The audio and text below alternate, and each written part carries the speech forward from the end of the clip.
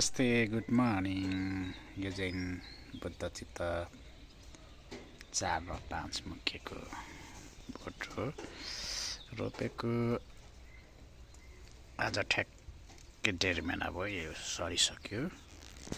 सरेर पनि यहाँ मुना पलाइसक्यो र यो चाहिँ 12 मासे मन्तोला फुल लागिरहेछ र यो चाहिँ लोकल अम्बक फल्नु सुरु भएको छ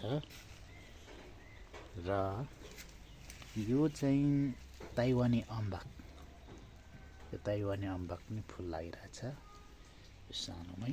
यो लिची अनि यो चाहिँ सुन्तोला। यो चाहिँ सुन्तोला यो फल लागिरहेछ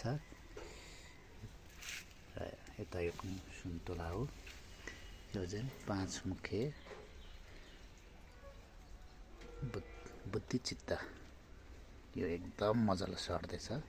1.5 महिना भयो यो रोपे।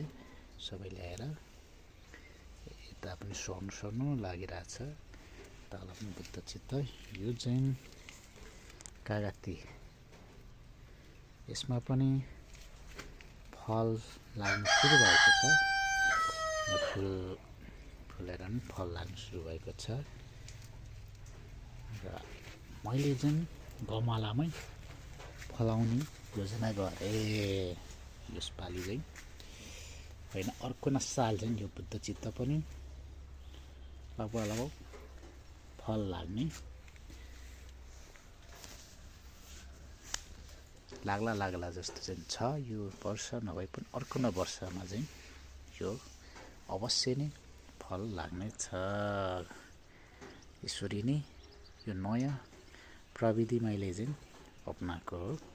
यसरी नै जग्गा धेरै चाहिँदैन।